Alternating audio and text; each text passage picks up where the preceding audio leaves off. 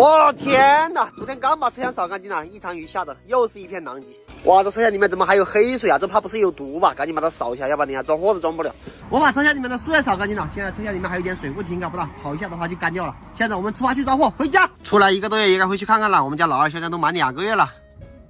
现在我们已经到了成都简阳这个装货的工厂了，刚刚去拿了单子、增了记，然后拿了这个塑料薄膜20块钱要铺在下面，因为拿的是纸箱，避免打湿了。成都今天的天气还是挺好的，出了点太阳，这一路跑过来，车厢里面已经干了。前面还有几台车在装货，要等他们装完了才能轮到我。这台车豫 A 的，估计也是去重庆的。晚上的7点钟，我们这一车货终于是装好了。我们这一车货装的是6个核桃，总共31吨重。这个货全部是纸箱，很怕水，所以要在出发之前把雨布盖好。装好货了，现在可以出发了。从这里到我们老家460公里，轻松拿捏。出发，走了，兄弟们，回老家过年了。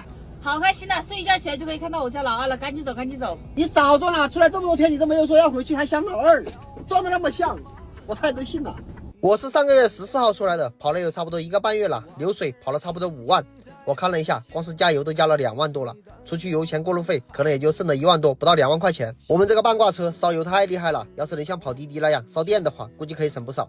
毕竟现在油电差价是越来越大了。但现在的电动重卡普遍续航都不太行，只能跑200-300公里，充电还慢。别说平时拿绿通了，就连普通跑长途都不会考虑电车。如果有一款电动重卡能够跑长途，可能就不用像现在这样苦哈哈，几乎是倒贴跑车了。不过还真别说，我看宁德时代最近新出的天行长续航电池，感觉真有可能能让我们这些跑长途的也开上电动重卡。这款新电池有1000度电，续航居然能去到800公里，跟市面上的电池比，直接翻了2-3倍。像我之前从昆明拉货到重庆，就差不多要800公里。如果能用上全程不用充电的电动重卡，那赚钱效率就大不一样了。我算了一下，像我们油车跑1公里最少都要2块，我这个车还算比较省的。要是用电的话，按照重卡每100公里130度电，1度电1块钱，每公里只需要个1块3，成本要节约40%。如果是往上低谷充电，只要几毛钱1度，成本最少可以节约50%，省到就是赚到啊！最关键的是，它还有8年120万公里的质保，不用担心电池坏了要多花钱。有一些运输任务时间卡得特别紧，路上真是1分钟都不想耽误。宁德时代还推出了天行超充版，从此以后重卡也能有4C超快充了，15分钟就能充电70%。像咱们卡车司机每开4小时